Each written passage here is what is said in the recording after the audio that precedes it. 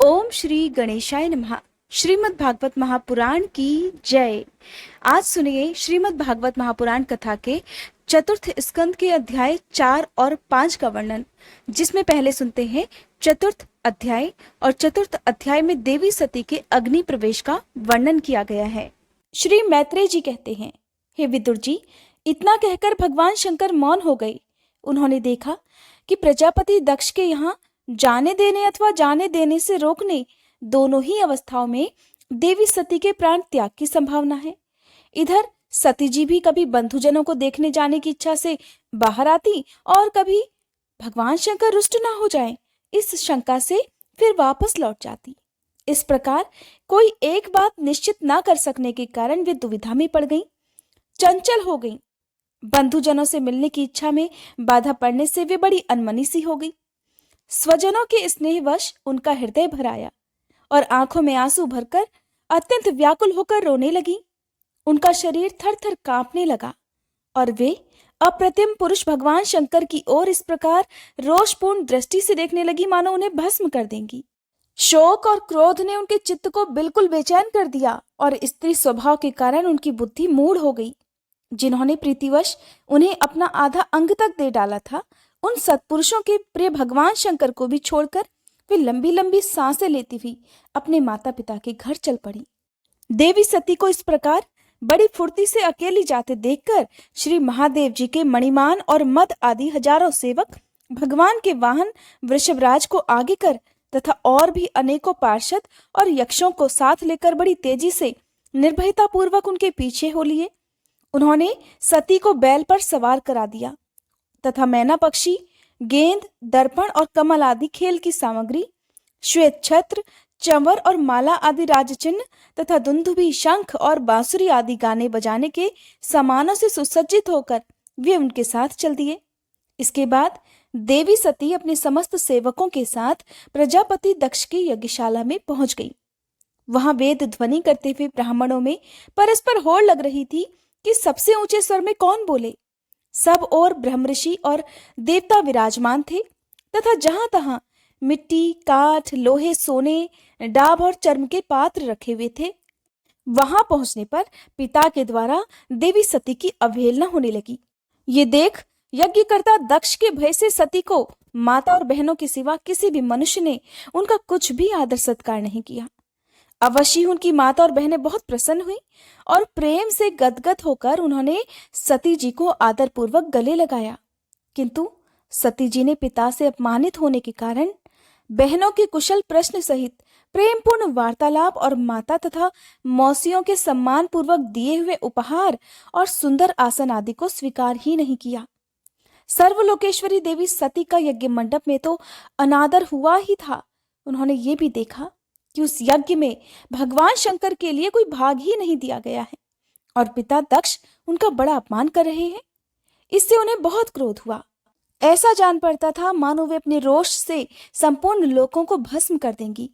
प्रजापति दक्ष को कर्मभाग के अभ्यास से बहुत घमंड हो गया था। उसे शिव जी से द्वेष करते देखकर जब सती के साथ आए हुए भूत उसे मारने को तैयार हुए, तब देवी सती ने उन्हें अपने तेज से रोक दिया और सब लोगों को सुनाकर पिता की निंदा करते हुए क्रोध से लड़खड़ाती हुई वाणी में कहने लगी। देवी सती कहने लगी, हे पिताजी, भगवान शंकर से बड़ा तो संसार में कोई भी नहीं है। वे तो सभी देवधारियों के प्रिय आत्मा हैं। उनका ना तो कोई प्रिय है ना अप्रिय, अतएव उनका किसी भी प्राणी से बैर तक नहीं है। वे तो सबके कारण और सर्वस्वरूप है। आपके सिवा और ऐसा कौन है जो उनसे विरोध करेगा। हे द्विजवर, आप जैसे लोग दूसरों के गुणों में भी दोष ही देखते हैं, किंतु कोई साधु पुरुष ऐसा नहीं करते। जो लोग दोष देखने की बात तो अलग रही, दूसरों के थोड़े से गुण को भी बड़े रूप में देखना चाहते हैं, वे सबसे श्रेष्ठ हैं। खेद है कि आपने ऐसे महापुरुषों पर भी दोषारोपण ही किया।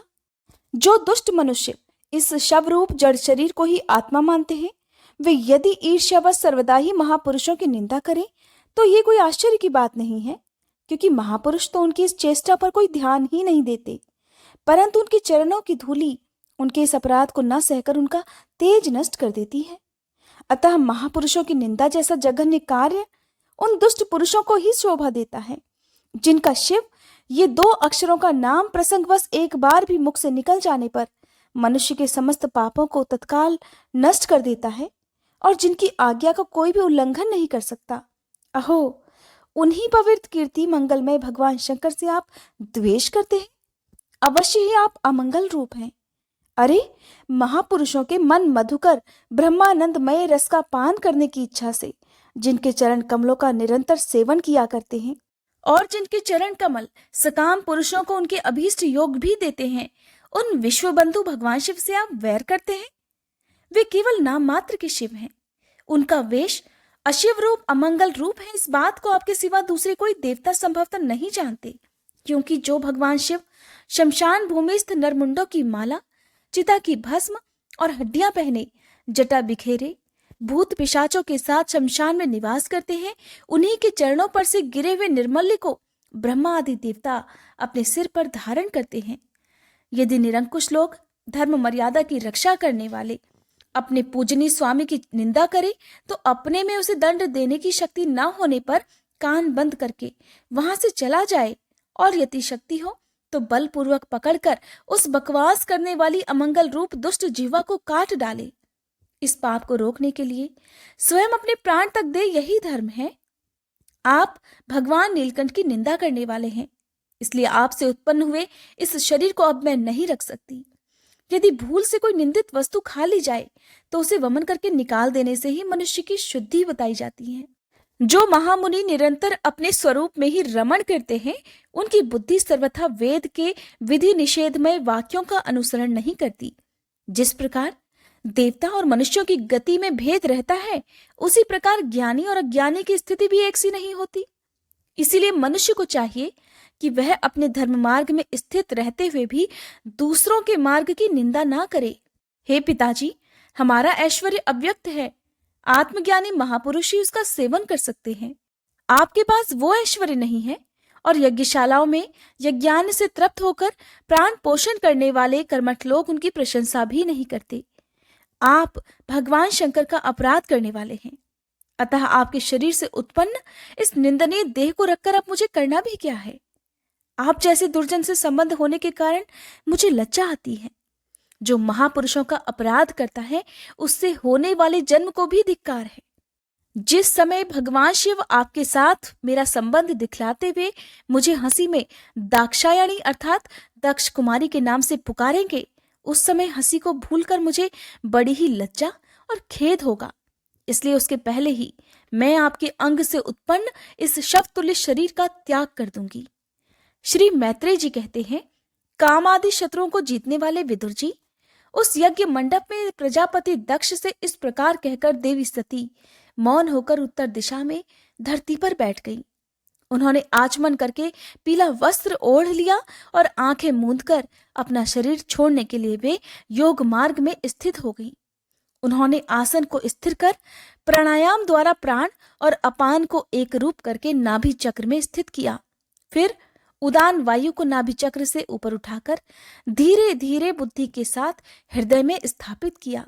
इसके बाद अनिंदिता सती उस हृदय स्थित वायु को कंठ मार्ग से भ्रकुटियों के बीच में ले गई। इस प्रकार जिस शरीर को महापुरुषों के भी पूजनीय भगवान शंकर ने कई बार बड़े आदर से अपनी गोद में बिठाया था, दक्ष पर कुपित होकर उसे त्यागने की इच्छा से महामन स्वामिनी सती ने अपने संपूर्ण अंगों में वायु और अग्नि की धारणा की। अपने पति जगत गुरु भगवान शंकर के चरण कमल मकरंद का चिंतन करते करते सती ने और सब ध्यान भुला दिए। उन्हें उन चरणों के अलावा कुछ भी दिखाई नहीं दिया। इससे वे सर्वथा निर्दोष अर्थात मैं दक्ष कन्या हूं ऐसे अभिमान से भी मुक्त हो गई और उनका शरीर तुरंत ही योगाग्नि से जल उठा। उस समय वहां आए हुए देवतागण आदि ने जब सती का देह त्याग रूप ये महान आश्चर्यमय चरित्र देखा, तब वे सभी हाहाकार करने लगे और वह भयंकर कोलाहल आकाश में और पृथ्वी तल पर सभी जगह फैल गया। सब और यही सुनाई देता था, हाय, दक्ष के दुर्व्यवहार से कुपित होकर देवाधिदेव महादेव के प्रिया सती ने प्राण त्याग दिए। देखो, सारी चराचर जीव इस दक्ष प्रजापति की ही संतान है, फिर भी इसने कैसी भारी दुष्टता की है। इसकी पुत्री शुद्ध हृदया सती सदा ही मान पाने के योग्य थी, किंतु इसने उसका ऐसा निरादर किया कि उसने प्राण त्याग दिए। वास्तव में ये दक्ष बड़ा ही असहिष्णु और ब्राह्मण द्रोही है। अब इसकी संसार में बड़ी अपकीर्ति होगी। जब इसकी पुत्री सती इसी के अपराध से प्राण त्याग करने को तैयार हुई, तब भी इस शंकर द्रोही ने उसे रोका तक नहीं। जिस समय सब लोग ऐसा कह रहे थे, उसी समय शिवजी के पार्षद सती का यह अद्भुत प्राण त्याग देखकर अस्त्र शस्त्र लेकर दक्ष को मारने के लिए उठ खड़े हुए। उनके आक्रमण का वेग देखकर भगवान भृगु ने यज्ञ में विघ्न डालने वालों का नाश करने के लिए अप्रहंतम रक्षा इत्यादि मंत्र का उच्चारण करते हुए दक्षिणाग्नि में आहुति देनी प्रारंभ कर दी। अर्धवर्यु भृगु ने जैसे ही आहुति छोड़ी कि यज्ञ कुंड से ऋषु नाम के हजारों तेजस्वी देवता प्रकट हो गए। उन्होंने अपनी तपस्या के प्रभाव से चंद्रलोक प्राप्त किया था।